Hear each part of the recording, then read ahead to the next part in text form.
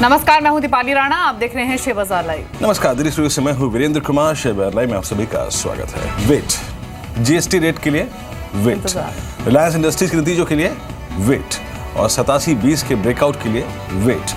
तो इंतजार। और इस बीच अगर आप एसएक्स निफ्टी को देखें तो वो थोड़ा सा, अगर आप देखें, अच्छा बिहेवियर है उसका, संकेत क्योंकि अच्छे हैं। आइए शुरुआत करते हैं एसएक्स निफ्टी की तरफ से। लगभग आपकी स्क्रीन पर आप देखें तो इस वक्त 35 अंकों पर 8693, यानी कल का इंट्राडे हाई जो था उससे करीब 6 अंक पीछे खड़ा है। लेकिन ये 35 अंकों की मजबूती, आई थिंक वो लोग जो कि कल शायद शॉर्ट करके आए थे या फिर एग्जैक्टली शॉर्ट्स पे कैपिटलाइज करना चाहते थे, उनके लिए आई थिंक बैकफुट पे आने का एक कारण हो सकता है 35 अंकों का ये मूव। आइए हमारी अप्रोच क्या होगी। देखिए, रणनीति में कोई बहुत खास बदलाव नहीं होगा। कल की रणनीति पर हम अभी कोई बड़ा बदलाव नहीं करेंगे। मोर लेस स्ट्रेटजी वही रहेगी। 86-20, 86-30 के एसएल के साथ लॉन्ग को होल्ड करेंगे। अगर आपके पास लॉन्ग है, फ्रेश लॉन्ग करेंगे तो वो भी देख लीजिए। स्टॉप लॉस वही रहेगा 8620, 8630। 87-20 पार होने पर 87-80, 8800 की संभावना काफ़ी ज़्यादा है, तो वो कायम है। 8500, 8600 के बीच में पुट राइटर्स काफ़ी ज़्यादा है। आउटस्टैंडिंग वाई 1 करोड़ का है, तो 8620 का वॉल्यूशन का चांसेस इसीलिए ज़्यादा नहीं है। ज़्यादा कॉल राइटर्स 8700 के बीच में है, 8800 के बीच में, जो कि मैंडेट दे रहे हैं कि 8720 वाकई ये कड़ा रेजिस्टेंस रहेगा। निफ्टी बैंक पर 19,270 का स्टॉप लॉस लगा के बने रहिए। 19,600, 19,700 के बीच में इसको काफ़ी मशक्कत करनी है उस रेंज को पार करने के लिए। तो मोर लेस कल की अप्रोच ही रहेगी दीपाली। कोई खास बड़ा उसमें अगर आप देखें बदलाव, कोई स्टैटिस्टिकल चेंज नहीं आया है। बिल्कुल।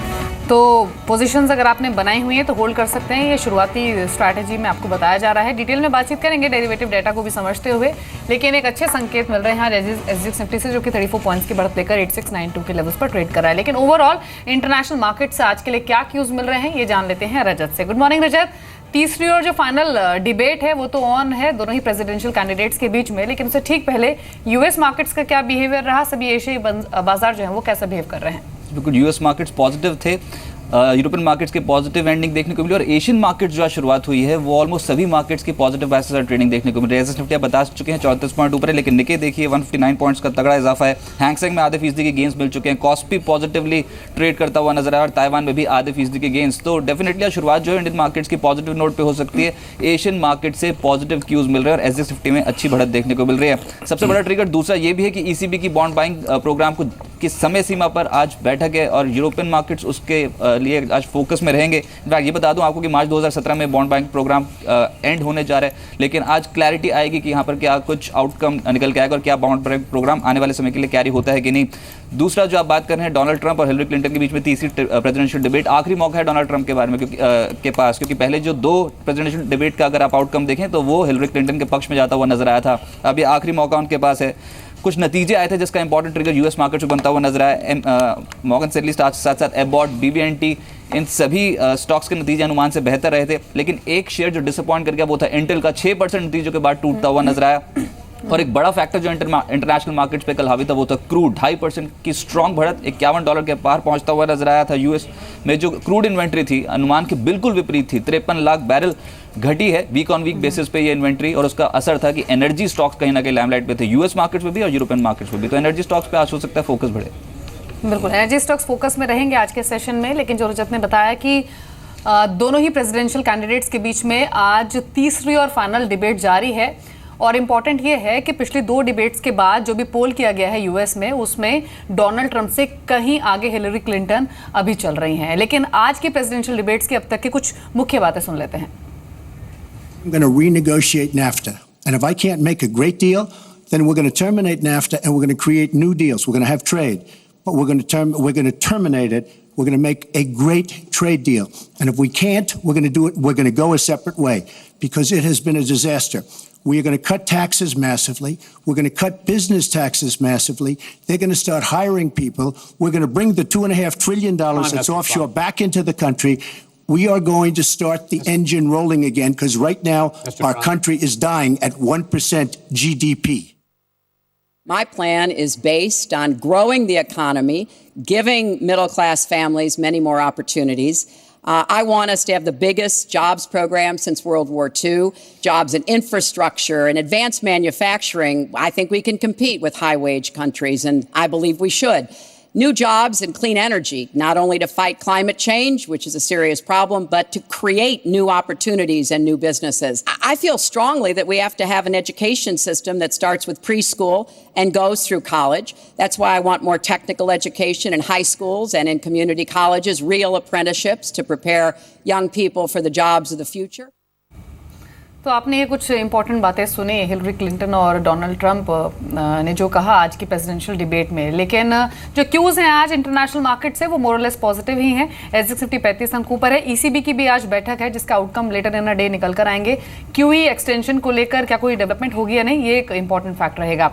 लेकिन दो मेहमान हमारे साथ मौजूद हैं, विवेक करवा हैं हमारे साथ और साथ ही मानस जायसवाल भी हैं। विवेक, गुड मॉर्निंग। आज के लिए क्या स्ट्रैटेजी रहेगी, किस तरह की शुरुआत की आप उम्मीद कर रहे हैं इंडियन मार्केट्स में? दीपाली जी, लास्ट टाइम जो देखे थे, मतलब मार्केट में करेक्शन एक्सपेक्टेड था मेरे तरफ से, और वो करेक्शन हुआ है। और सेंसेक्स लेवल पे समझ लो 27,500 से लेके 27,300 का सपोर्ट में मान के चल रहा था। वो करीबन निफ्टी पे 8600 हो गया था और वहां से अभी रिकवरी आनी चालू हुई है। तो मुझे लगता है अब दिवाली बिल्डअप होना चालू होगा यहाँ से, और दिवाली बिल्डअप के बाद जब यूएस इलेक्शन का, मतलब जब जैसे जैसे यूएस इलेक्शन और भी बात करीब आएंगे तब वापस वॉलेटिलिटी देखने को मिलेगा। तो दिवाली के लिए अब रेडी रहिए और मेरे को लग रहा है अच्छी दिवाली मनाएंगे। मानस जायसवाल भी है हमारे साथ। मानस, गुड मॉर्निंग, कार्यक्रम में स्वागत है। मानस, आपकी अप्रोच क्या है? आई मीन परसों के स्ट्रॉन्ग पुल बैक के बाद यकीनन हमें कल का सेशन एक कंसोलिडेशन के नाम देना था, वो हमने दिया भी, कोई खास सीवियर डैमेज हुआ भी नहीं। आपकी अप्रोच क्या है निफ्टी पर आज? देखिए, जहाँ तक बात स्ट्रक्चर की है, टेक्निकली स्ट्रक्चर वीक लगता है क्योंकि लोअर टॉप लोअर बॉटम्स करीब 8950 के लेवल से देखने को मिल रहे हैं। मंथली चार्ट पे लास्ट मंथ एक बेरिश एंगल्फिंग पैटर्न बना था और स्टॉक अभी भी निफ्टी 50 दिनों के मूविंग एवरेज के नीचे ट्रेड कर रहा है। मैं समझता हूँ कि अभी गिरावट और बढ़नी चाहिए, इसलिए मैं कॉशियस रहना चाहता हूँ जब तक निफ्टी 8750 के ऊपर क्लोज नहीं होता है। जब तक अगर निफ्टी 8750 के ऊपर क्लोज हो तब तो आप लॉन्ग पोजीशन बनाएं, अदरवाइज मैं समझता हूँ कि बेटर स्ट्रेटजी तो ये रहेगी कि आप निफ्टी पे अभी फिलहाल के लिए ट्रेड अवॉइड करें और लॉन्ग ट्रेड 8750 के ऊपर ही बनाएं। जी, अभी निफ्टी पर कोई नया ट्रेड अवॉइड करें, किस तरह का मोमेंटम आ जाता है उसके बाद डिसीजन लें। लेकिन कल के जो स्टैटिस्टिक्स रहे हैं डेरिवेटिव्स के, उसको फटाफट से समझ लेते हैं। वीरेन, डीआईएस की ओर से तो स्ट्रॉन्ग पार्टिसिपेशन आया, 700 करोड़ से ज़्यादा की बाइंग उन्होंने की है। लेकिन अगर डेरिवेटिव डाटा को स्टडी करें तो क्या इंडिकेशन मिल रही है आज इंडेक्स के प्राइस बिहेवियर को ध्यान में रखते हुए? दीपाली, देखिए, जैसे कि मैंने शुरू में भी कहा कि परसों और कल के स्टैटिस्टिक्स में कोई बहुत बदलाव नहीं आया है, और मैं आई थिंक मानस की बात से बिल्कुल सहमत हूँ कि अगर आपको फ्रेश ट्रेड देना है तो अच्छी स्ट्रेंथ और क्लियर कट इंडिकेशन तो 87-20, 87-30 या फिर 87-50 उनके मुताबिक है। 87-20 तो है ही कम से कम वो लेवल। आइए देखते हैं एफआईज की अप्रोच क्या रही। एफआईज की अप्रोच, कैश मार्केट में उनकी तरफ से थोड़ा सा लिक्विडेशन आया 300 करोड़ रुपए के आसपास का, और जहां तक डीआईएस का सवाल है, इसके अगेंस्ट उनकी तरफ से काफ़ी करा देखिए पैसा आया 725 करोड़ रुपए का। वादा कारोबार में एफआईज का करीब 238 करोड़ रुपए की खरीद थी यहाँ पर। जरा आप इनके कॉन्ट्रैक्ट्स में आएंगे, एग्जैक्टली इंडेक्स फ्यूचर्स में क्या हुआ और स्टॉक फ्यूचर्स में। इंडेक्स फ्यूचर्स में इनकी तरफ से करीब 111 करोड़ रुपए की बिक वाली। Again it's a shorting, not, अगर आप देखें लॉन्ग अनवाइंडिंग। इंडेक्स ऑप्शंस में 132 करोड़ की खरीद, और तीसरी चीज़ जो है स्टॉक फ्यूचर्स, वहाँ पे करीब 111 करोड़ रुपए की खरीदारी। देखिए, एफआईएस का डेटा भी अमूमन अगर आप देखें वैसा ही है। आई मीन, और लगभग 3 सेशन में उनकी तरफ से 2300 करोड़ रुपए का स्टॉक फ्यूचर्स बाय किया गया है। उनकी तरफ से ऐसा कोई इंडिकेशन नहीं है कि शायद बाजार बहुत बड़े लिक्विडेशन मोड में आ रहा है, क्योंकि उन्होंने परसों भी out of money calls buy की थी। लॉन्ग पुट्स कॉन्ट्रैक्ट उनके घटे थे और पुट राइटिंग में उनका खासा जोर है। मैं बहुत ज़्यादा दीपाली आज बात करने के लिए मेरे पास कुछ है नहीं, बस मैं स्टैटिस्टिक्स आपको दिखा दूं थोड़ी बहुत। अगर आप जो राइटर का कॉन्फिडेंस है ना, राइटर का कॉन्फिडेंस 8700 और 8800 के बीच में है, और जैसे कि मानस ने कहा कि आपका सप्लाई जोन आ रहा है 8730 8750 के बीच में। तो हम जब तक इन दोनों कॉल राइटर्स का कॉन्फिडेंस टूटता हुआ नहीं दिखेंगे ना, जब तक ये धीरे धीरे बाहर नहीं होना शुरू करेंगे, तब तक I think clear cut mandate नहीं मिलेगा 8800 का। So let's wait for closing above 8720 8730, और उसके बाद इस दोनों अगर आप देखें कॉल राइटर्स का बिहेवियर देखेगा। और जहाँ तक पुट्स का सवाल है, 8600 की 8500 की पुट दोनों में करीब 49 यानी करीब 1 करोड़ आउटस्टैंडिंग वाई खड़ा है। तो मेरे लिए अभी भी स्टॉप लॉस, जैसे कि मैं लॉन्ग हूँ मान लीजिए, जो कि हमने पहले ही लॉन्ग कराई थी इस बड़े मूव से पहले, तो 8620 8630 का रहेगा। और निफ्टी बैंक में भी आपको ज़्यादा कुछ नहीं करना है, बस वेट करना है। आपका स्टॉप लॉस वही है 19270, दैट इज 50 डेमा, और अगर आप लॉन्ग होल्ड कर रहे हैं तो करिए, फ्रेश ट्रेड की पॉसिबिलिटी इस जोन में फॉर द टाइमिंग नहीं है। दीपाली जी, मानस ट्रेड्स कौन से रहेंगे आपकी ओर से आज इंट्राडे में? इंडेक्स पर तो आपने बताया 87-20 के लेवल पार करने पर ही खरीदारी करनी चाहिए, लेकिन स्टॉक्स कौन से कंफर्ट दे रहे हैं इंट्राडे में?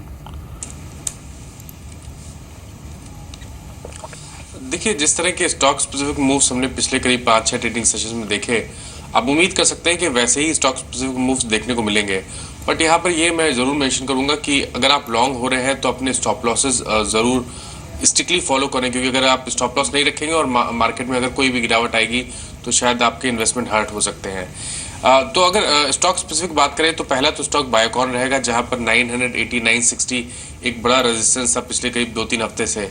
हालांकि वीकली चार्ट्स पे high tops higher bottoms clearly बन रहे थे, बट जब कल इसने ये लेवल्स ब्रेक किए हैं, ये रेजिस्टेंस ब्रेक किए हैं वॉल्यूम्स के साथ, तो आप उम्मीद कर सकते हैं कि यहाँ से एक शार्प अप मूव देखने को मिल सकता है, जिसमें स्टॉक 1035 के लेवल्स को टेस्ट कर सकता है। तो मेरी राय में यहाँ पर लॉन्ग बनाए, 985 का स्टॉप लॉस रखें। दूसरा स्टॉक रहेगा NMDC का, जहाँ पर हाई टॉप्स हायर बॉटम्स देखने को मिल रहे थे और पिछले करीब 4-5 ट्रेडिंग सेशन से स्टॉक 120 के आसपास रेजिस्टेंस फेस कर रहा था। कल ये रेजिस्टेंस वॉल्यूम्स के साथ ब्रेक हुए हैं, तो मैं समझता हूँ जो हाई टॉप हायर बॉटम का ट्रेंड है ये कंटिन्यू रहेगा। स्टॉक 128 के लेवल्स को टेस्ट कर सकता है, तो 119 का स्टॉप लॉस लगाएं और लॉन्ग पोजीशन बनाएं। एक बहुत सरप्राइजिंग मूव देखने को कल मिला आइडिया में, जहां पर बड़ी गिरावट के बाद हमें लोअर लेवल पे बाइंग इंटरेस्ट देखने को मिला है। अगर आप डेली चार्ट देखिए तो वहां पर मॉर्निंग स्टार पैटर्न बना है और आप उम्मीद कर सकते हैं इस मॉर्निंग स्टार पैटर्न के बाद हमें रिकवरी थोड़ी और बढ़ते हुए दिखे, इसलिए यहाँ पर लॉन्ग बनाए, 84 के टारगेट सेट करें, 75 के स्टॉप लॉस रखें। जहाँ तक बात आखिरी स्टॉक का है वो हेवल्स रहेगा, क्योंकि यहाँ पर कल स्टॉक ने बहुत ही अहम सपोर्ट ब्रेक किया है जो कि 420 के आसपास था। स्टॉक अब 50 दिनों के मूविंग एवरेज के नीचे ट्रेड कर रहा है, तो यहाँ पर गिरावट बढ़ सकती है, इसलिए यहाँ पर सेल का रिकमेंडेशन रहेगा। 400 रुपए के टारगेट सेट करें और 416 का स्टॉप लॉस रखें। विवेक, मैं थोड़ा सा झुकाव अपना रखना चाहूँगा बैंकिंग स्टॉक्स की तरफ, क्योंकि Q2 में इनकी अर्निंग्स से ज़्यादा अगर आप देखें, बाजार इस पर ज़्यादा ध्यान देगा कि Q3, Q4, Q1 के बीच अब Q2 एग्जैक्टली क्या रिफ्लेक्ट कर रहा है in terms of NVAs and assets quality. आपकी अप्रोच क्या है? ये क्वार्टर एसेट्स क्वालिटी के प्रोस्पेक्टिव से कैसा रहेगा और आपका झुकाव किन किन स्टॉक्स पे है इस वक्त, PSU या फिर प्राइवेट बैंकिंग बास्केट में?